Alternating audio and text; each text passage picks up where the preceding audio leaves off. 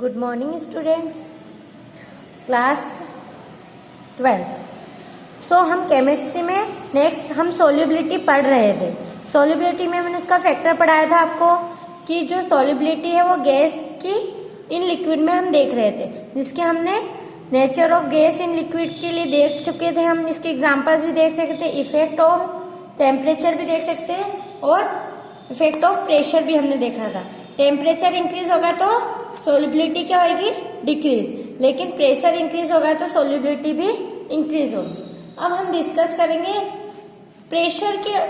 Pressure पे ही एक Henry's law है जो प्रेशर और सोल्युबिलिटी का कॉम्बिनेशन बताएगा। ओके, तो हेनरीज लॉ क्या होता है वो हम डिस्कस करेंगे। हेनरीज लॉ में हम स्पेशली प्रेशर और जो लिक्विड है वो उनकी सोल्युबिलिटी के बारे में पढ़ेंगे कि वो सोल्युबिलिटी हमने क्या बोला था, डायरेक्ट मतलब अगर प्रेशर की इंक्रीज होगी तो सोल्युबिलिटी भी क्या होगी, इंक्रीज होगी। ये हमने डिस्कस करा था, तो उसी का रिलेशन यहाँ पे पढ़ेंगे जो हेनरीज लॉ में पढ़ेंगे। तो इसका जो मेन क्या है कि जो मास ऑफ गैस है वो डिसॉल्व कितने लिक्विड में हो रही है वो बताएंगे इसमें हेनरीज लॉ में। तो क्या है, mass of gas dissolved in given liquid, कितने लिक्विड में हमने कितनी गैस डिसॉल्व करी वो डायरेक्टली प्रोपोर्शनल होगा प्रेशर अप्लाइड पे। Okay, pressure applied. जो हम मास ऑफ गैस है उसको हम रिप्रेजेंट कर सकते हैं मोल ऑफ फ्रैक्शन। जितने मोल मतलब यहाँ हम जितने मास ले रहे हैं गैस के उसको हम मोल भी बोल सकते हैं मैथमेटिकल एक्सप्रेशन के लिए। ओके, मैथमेटिकल एक्सप्रेशन के लिए हम मास ऑफ गैस को क्या लिख सकते हैं, mole fraction of gas in liquid. कितने मोल है गैस के लिक्विड के अंदर, वो किसके डायरेक्टली प्रोपोर्शनल है, प्रेशर अप्लाइड के। ओके, अभी हम क्या कर रहे हैं, इसका मैथमेटिकल एक्सप्रेशन देख रहे हैं, मैथमेटिकल।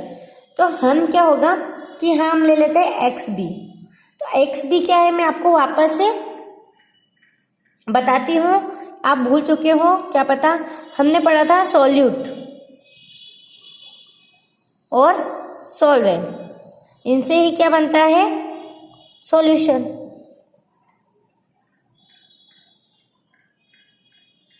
विलय, विलायक, इनसे क्या बनता है, विलियन। ओके, मैंने अब बताया था कि हम सॉल्यूट के लिए क्या यूज करते हैं, बी, और सॉल्वेंट के लिए ए यूज करते हैं। तो इसके लिए एक्स बी कर सकते हैं और इसके लिए एक्स ए, क्योंकि मोल फ्रैक्शन निकालना, मोल फ्रैक्शन मैंने आपको निकालने की डेफिनेशन बताई थी, एक्स से एक्स बी से, फिर हमने क्या करा था नीचे वही यहाँ पे बस ये टर्म्स लिए। तो हमको क्या निकालना है, क्योंकि गैस क्या है, गैस तो क्या हो गया, सॉल्यूट हो गया, विलय हो गया, तो उसके लिए हम क्या यूज करेंगे, एक्स बी। तो यहाँ क्या यूज कर लिया हमने, एक्स बी, डायरेक्टली प्रोपोर्शनल किसके, प्रेशर के। तो एक्स बी हम यही रखते हैं, प्रोपोर्शनलिटी का साइन हटाएंगे हम, तो क्या आ जाएगा, के डैश पी। ओके, अब जब के डैश पी को इधर ले आते हैं इसके अपोन में, तो क्या हो जाएगा, के डैश यहाँ आ जाएगा और प्रेशर के। अब जो यहाँ पर एक चीज है, जो 1/k डैश होता है वो किसके बराबर होता है, के एच। के एच क्या है, हेनरीज कांस्टेंट। ओके, इसको भी क्या बोलते हैं, हेनरीज कांस्टेंट बोलते हैं। तो के एच लिख सकते हैं, तो क्या आ जाएगा, एक्स बी के एच इज इक्वल्स टू क्या हो गया, प्रेशर। ओके, तो ये हमारा क्या है, हेनरीज लॉ। हेनरीज लॉ है, मैथमेटिकल एक्सप्रेशन है। ओके, कि प्रेशर जो डायरेक्ट क्या है, हेनरीज, ये क्या है, के एच क्या है, हेनरीज कांस्टेंट। एक्स भी तो क्या है, सॉल्यूट, और पी क्या है, प्रेशर। अच्छा, अब के एच क्या होता है, जब गैसेस डिफरेंट होगी, जितने डिफरेंट गैसेस होगी उनका केएच डिफरेंट होगा। ऐसा जरूरी नहीं है कि इसका जो केएच यहाँ पर 1 है, मान लो मैं एक एग्जांपल के तौर पे बता रही हूँ आपको ऐसे ही कि मान लो इस जो भी गैस हमने ली है, CO2 गैस ले ली, उसका KH यहाँ पे 1 है। तो जरूरी नहीं है कि हमने HCl गैस ले ली या हाइड्रोजन गैस ले ली, ऑक्सीजन गैस ली, तो सबका KH क्या होगा 1 ही हो, जरूरी नहीं है। तो क्या होगा, is different for different gas, for different gas. Okay, next क्या आ जाएगी, जो KH की वैल्यू है वो क्या होगी, अगर उनकी वैल्यू KH की वैल्यू हाई होगी तो उनकी सोल्युबिलिटी डिक्रीज होगी। अब मैं बताती हूँ कैसे। अगर जैसे हमने मान ली दो गैस ले लिया हमने, एक की KH कितना है 10 है और एक का मान लें 8 है, लेकिन ज़्यादा सोल्युबिलिटी किसकी होगी, इसकी ज़्यादा, इसकी सोल्युबिलिटी क्या होगी एज कम्पेयर टू कम होगी, और इसकी सोल्युबिलिटी क्या होगी थोड़ी इससे ज़्यादा होगी। क्यों होगी, क्योंकि हमने यहाँ पे ये इक्वेशन बनाई है। ओके, तो अब क्या होएगा, अगर KH इधर ही रखते हैं तो प्रेशर के इन्वर्सली प्रोपोर्शनल क्या चल जाएगी, सोल्युबिलिटी। ये क्या है, सोल्युबिलिटी की बात करी थी हमने कि गैस लिक्विड में कितना सोल्यूबल हो रहा है, तो ये सोल्युबिलिटी हो गई हमारी, और ये तो क्या प्रेशर है। तो क्या हो गया, ये इन्वर्सली प्रोपोर्शनल हो गई, ये बढ़ेगी तो ये क्या होगी घटेगी।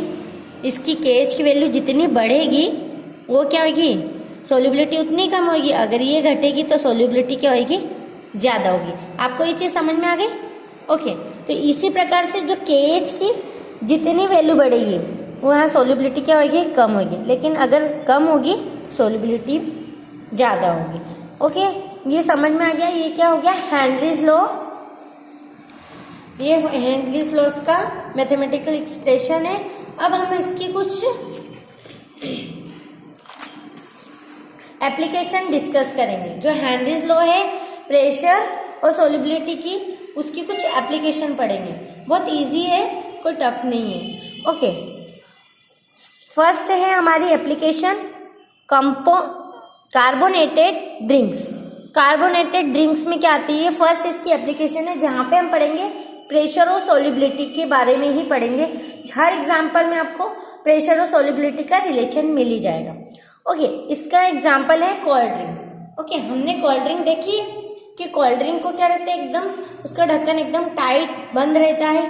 ओके, तो हम अगर खोलते हैं उसको तो एक गैस रिलीज होती है। ओके, कभी कभी तो क्या होता है कोल्ड ड्रिंक भी उसके साथ में निकल के बाहर आ जाती है। तो ऐसा क्यों होता है, कोल्ड ड्रिंक के अंदर एक तो क्या होता है फ्लेवरिंग एजेंट रहता है, उसके अंदर जो कलर प्रोवाइड करता है फ्लेवर के लिए। दूसरा क्या रहता है, वाटर रहता है, और third one is CO2 gas. तो क्या रहता है, उसको क्या करते हैं हम, प्रेशर से ढक्कन को लगाया रहता है। तो प्रेशर से क्या, प्रेशर अप्लाई की गई, हमने बोतल के अंदर क्या करा, उसको प्रेशर से बंद किया। तो क्या हुआ, हमने प्रेशर अप्लाई किया, तो प्रेशर अप्लाई करा तो CO2 गैस क्या होगी, वाटर में डिजोल्व होगी, मतलब सोल्युबिलिटी बढ़ी। जैसे हमने प्रेशर अप्लाई किया तो क्या हुआ, उसकी सोल्युबिलिटी बढ़ गई। तो क्या होगा, जैसे हमने प्रेशर अप्लाई किया तो सोल्युबिलिटी CO2 की क्या हुई, बढ़ी, उतना ही वो क्या होगा, वाटर के अंदर डिजोल्व होगा। लेकिन जैसे हमने ढक्कन खोला तो क्या होगा, CO2 गैस क्या होगी, रिलीज होगी।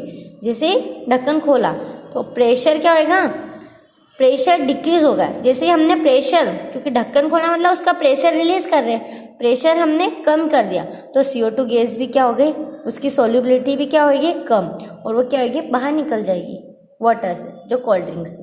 तो ये समझ में आ गया कि प्रेशर बढ़ेगा तो सोल्युबिलिटी भी बढ़ेगी, लेकिन जैसे ही प्रेशर हमने कम किया तो सोल्युबिलिटी भी क्या हो गई, कम हो गई। ओके, एक चीज़ और बताते हैं, जैसे कि कोल्ड ड्रिंक्स वगैरह हम लेकर आते हैं घर में, तो उसको क्या करते हैं, बहुत दिनों तक हम स्टोर रखते हैं तो उसकी CO2 गैस अपना आप रिलीज हो जाती है, क्योंकि उसका जो ढक्कन रहता है वहाँ से क्या होगी, ये धीरे धीरे अपना आप ही रिलीज होने लग जाएगी। ओके, तो रिलीज होएगी तो हम क्या कर सकते हैं, ये जो बोतल रहती है कोल्ड ड्रिंक्स की हमारी, उसको हम क्या कर सकते हैं, फ्रीज में हम उल्टा करके रख सकते हैं। क्यों उल्टा करके कैसे रख सकते हैं, उल्टा करके रखने से वो ज़्यादा दिन तक स्टोर रहेगी और CO2 गैस भी उसमें बनी रहेगी। क्यों, क्योंकि ये ढक्कन तो नीचे आ जाएगा तो वाटर तो यहाँ रहेगा, तो CO2 गैस को ज़्यादा स्पेस मिल जाएगा, वो निकल भी नहीं पाएगी, क्योंकि उल्टा रखने पे उसको कुछ स्पेस नहीं मिलेगा बाहर निकलने के लिए। ओके, और अगर हमने सीधी रखी तो ये तो हमारी कोल्ड ड्रिंक रहेगी, लेकिन यहाँ पर जो गैस रहेगी वो धीरे धीरे क्योंकि उसको तो थोड़ा सा स्पेस चाहिए, गैस को क्या है थोड़ा सा भी स्पेस मिलता है तो वो रिलीज हो जाती है, लेकिन ऐसे उल्टा रखने से वो रिलीज नहीं हो पाएगी। ओके, तो आप अगर आपको कोल्ड ड्रिंक स्टोर करके रखनी है तो आप इस टेक्निक का भी यूज कर सकते हैं। नेक्स्ट है, सेकेंड है स्कूबा डाइविंग। ये किसके लिए होता है? For respiratory in deep sea. जो ये स्कूबा डाइविंग के बारे में हमने सुना ही होगा। ओके, स्कूबा डाइविंग वो होती है जो समुद्र वगैरह में क्या होती है, बहुत अंदर तक की जाती है, बहुत अंदर तक की जाती है। तो वहाँ पे एक सिलेंडर का यूज किया जाता है। एक सिलेंडर को लेकर वो लोग अंदर जाते हैं, एकदम बहुत ज्यादा गहराई में जाते हैं। तो जैसे जैसे वो गहराई में जाते हैं तो वो क्या रहते हैं, उनके सिलेंडर में एक नाइट्रोजन गैस रहती है और ऑक्सीजन गैस रहती है। तो गहराई में जा रहे हैं मतलब अंदर जा रहे हैं, सोल्यूबिलिटी। तो क्या होती है, जैसे वो गहराई के अंदर जाते हैं तो क्या होती है, नाइट्रोजन गैस जो है वो ब्लड में उतनी ज्यादा सोल्यूबल हो जाती है, उसकी सोल्यूबिलिटी क्या करती है, ब्लड के अंदर ज्यादा बढ़ जाती है। जितना ही इंसान समुद्र के अंदर जाता है उतना ही क्या करता है, ब्लड ज्यादा सोल्यूबल हो जाता है। नॉर्मली हमने देखा है कि नाइट्रोजन गैस क्या होती है, वो सोल्यूबल नहीं होती है वाटर और इन सब के साथ में, लेकिन जैसे ही वह डीप सी के अंदर जाते हैं, गहराई में, एक प्रेशर अप्लाइड होता है, क्योंकि वो अंदर जा रहे हैं तो एक प्रेशर के साथ जा रहे हैं, तो वो प्रेशर अप्लाई हो रहा है, प्रेशर के साथ में क्या होती है, इसकी ब्लड में गैस की सोल्यूबिलिटी बढ़ जाती है। लेकिन जैसे ही वो क्या होते हैं, ऊपर आते हैं तो अंदर गए तो इसकी सोल्यूबिलिटी भी क्या बढ़ी। ओके, जितना प्रेशर लगा के हम अंदर गए उतनी क्या हो गई, इनकी सोल्यूबिलिटी भी बढ़ी, प्रेशर जितना लगा उतनी सोल्यूबिलिटी बढ़ी। लेकिन जैसे ही वो क्या करते हैं, ऊपर आते हैं, वापस से वो नहीं ऊपर आते हैं तो क्या होती है, वैसे ही ब्लड में इसकी N2 की सोल्यूबिलिटी कम होने लग जाती है। रिवर्स आते हैं वो, तो ऊपर आते हैं तो क्या होते हैं, उसकी सोल्यूबिलिटी कम होने लग जाती है। और क्या होती है, जैसे ही कम होने लगती है तो हमारे ब्लड्स के अंदर है ना, जैसे ये गैस निकलने लगती है तो ब्लड्स के अंदर हमारे बैंड्स आने लग जाते हैं। बैंड्स मीन्स बबल्स, जैसे कि हमने देखा है वो गैस निकल जाती है तो वो बबल्स बन जाते हैं। ओके, कुछ बैंड्स आ जाते हैं तो उससे क्या बन जाती है, बबल्स बन जाते हैं। तो बबल्स बैंड, ज्यादा बैंड्स आने से ना क्या हो सकता है, इंसान की डेथ भी हो सकती है। तो ये इसलिए क्या होता है कि हम प्रोवाइड करते हैं कि जो सिलेंडर होता है उसमें नाइट्रोजन ऑक्सीजन गैस के साथ में हीलियम गैस भी होनी चाहिए। क्यों? क्योंकि जैसे ही वो ऊपर आते हैं तो उसमें क्या होता है, नाइट्रोजन गैस क्या करती है, सोल्यूबिलिटी कम होने लग जाती है। तो सोल्यूबिलिटी कम होती है, वो रिलीज होने लग जाती है, बाहर ब्लड से बाहर चली जाती है। तो सोल्यूबिलिटी कम होती है तो बैंड्स आ जाते हैं, उससे क्या होती है, डेथ भी हो सकती है। तो हीलियम गैस होने से क्या हो सकता है, हीलियम गैस क्या करता है, वो जो N2 है वो इजीली सोल्यूबल हो जाती है। और क्या, वो N2 जो छोड़ के जाता है उस जगह पे वो अपनी जगह बना लेती है। तो उससे क्या होती है, बैंड्स इतने नहीं बनते, और बनते भी तो बहुत कम बनते हैं, और उससे डेथ तो नहीं होती जब हीलियम गैस का यूज कर लेते हैं सिलेंडर के अंदर। तो क्योंकि नाइट्रोजन की मात्रा कितनी रहती है, 56.1 कुछ रहती है, और ऑक्सीजन की रहती है 36 पॉइंट कुछ 0.12 रहती है, और हीलियम की रहती है 11.7। लेकिन जो इतनी भी हीलियम है वो क्या करती है, जब नाइट्रोजन इनसोल्यूबल होती है वाटर के ब्लड के अंदर, तो उसकी जगह पे वो हीलियम अपना काम करती है, और उससे बैंड्स कम आते हैं और उससे डेथ भी नहीं होती है। नेक्स्ट है हमारी, सो हमने ये सब चीजें देखी है तो आप लोगों को समझ में भी आ रही होगी कोल्ड ड्रिंक और ये इनके बारे में। At high altitude respiration, high altitude hills वगैरह पे जाना, माउंटेन क्लाइमेट पे जाना, बहुत सारी जगह जहाँ पे जाना, तो उसमें क्या होता है, जितने ही हम माउंटेन्स वगैरह इन पे चढ़ते हैं तो आप लोगों ने देखा होगा कि माउंटेन पे चढ़ने पे ऑक्सीजन क्या होती है हमारे पास, हमारे ब्लड में क्या होती है, कम सोल्यूबल होती है, सोल्यूबिलिटी क्या हो जाती है उनकी, कम होती है। क्यों? क्योंकि वहां पे प्रेशर ही नहीं लग रहा है। ओके, प्रेशर नहीं है तो क्या होती है, सोल्यूबिलिटी कम हो जाती है। तो इसलिए जब ऑक्सीजन कम होती है तो वहां पे एक एनेक्सिया, नोजिया भी हो सकता है। नोजिया मतलब वॉमिट होना, जी घबराना, चक्कर आना, तो ये सब क्या होती है, अपन हाई हंस बजाते हैं। तो ये सब क्यों होती है, नोजिया एक बीमारी सी होती है, मतलब उसमें क्या होती है, चक्कर आना, वॉमिटिंग आना, हमारा जो माइंड है, हमारा जो दिमाग है वो क्या एक दूसरे को सिग्नल देना बंद कर देता है, तो ये नोजिया हो जाती है। नोजिया से भी बड़ी एक एनोक्सिया होती है।